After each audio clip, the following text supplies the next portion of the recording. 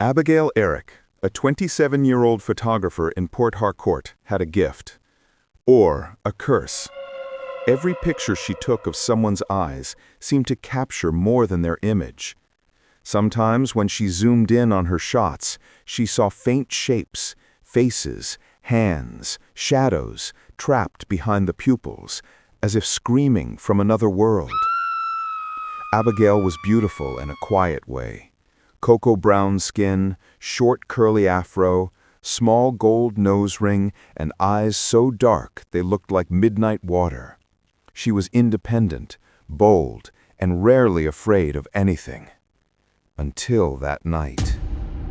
A strange woman came to her studio just before closing. Tall, with pale brown skin and long braids that touched her waist. Her smile never reached her eyes. "I want you to capture my soul," the woman said softly. "I can take your portrait, but I don't do—" "You will," the woman interrupted, her voice dropping like cold water. "Use your eyes." She placed an old black-and-white photo on the table. It was cracked, faded, and Abigail froze.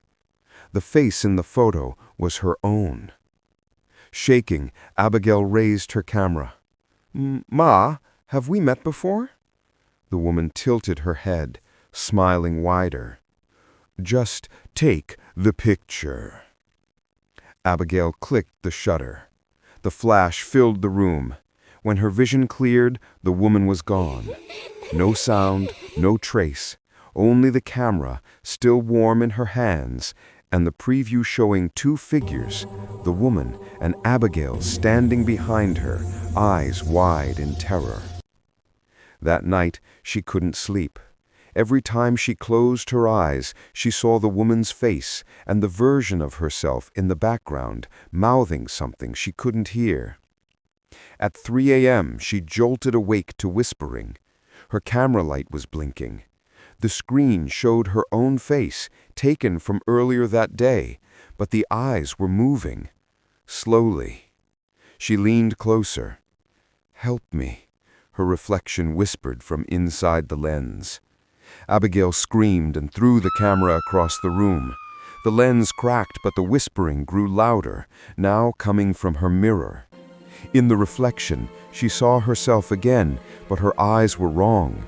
They were black, deep, endless.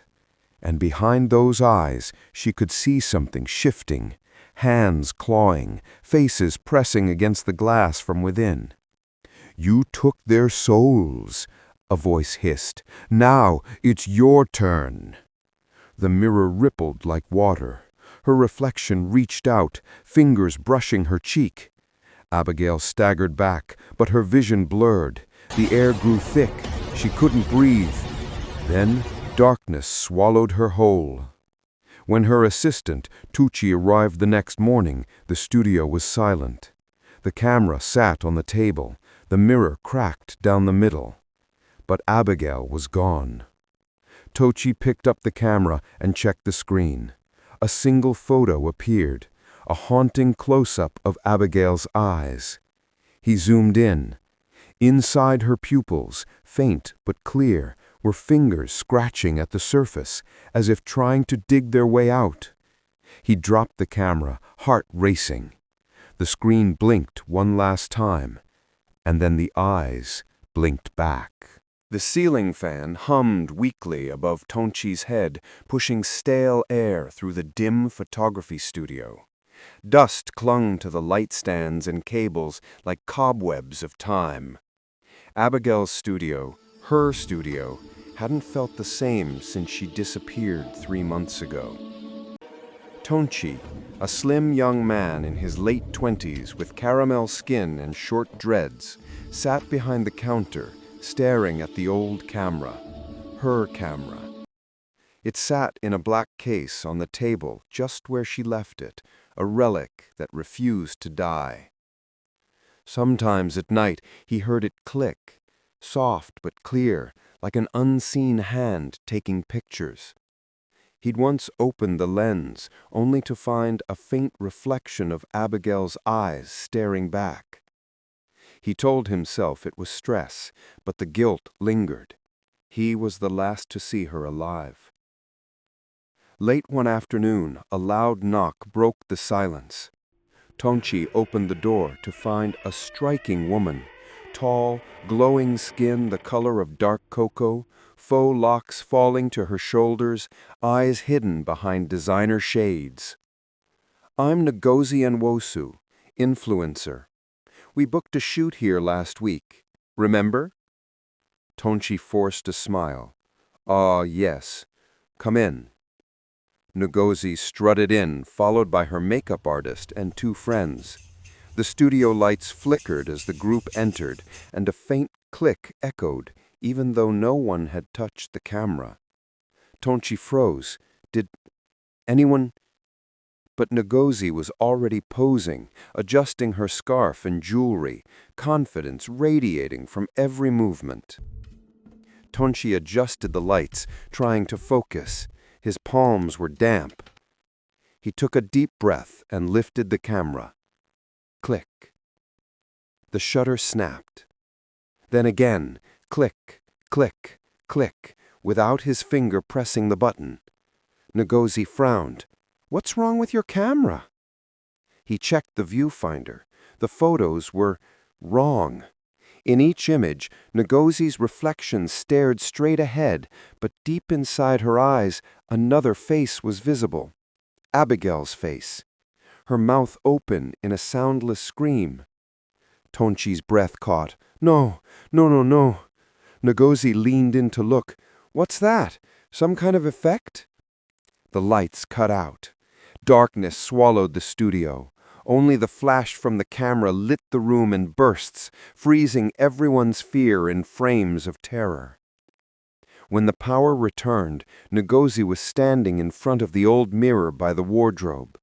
Her reflection wasn't moving with her. Tochi whispered, "Ngozi, don't." But her reflection smiled. A whisper filled the air, low and wet like wind moving through blood.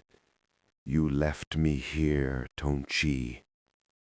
Ngozi screamed, backing away as her reflection reached out, palm pressing from inside the mirror. The glass began to ripple like water. Tochi stumbled backward, clutching the camera. "Abigail!" "You took my picture. Now I'll take yours," the voice hissed. One by one, the other women ran toward the door, but it slammed shut on its own. The studio lights turned blood red. Ngozi's reflection stepped fully out of the mirror, wearing her face but not her soul. Her eyes were black voids. Every mirror, every phone screen, every shiny surface now showed two Ngozis, one real, one rotting.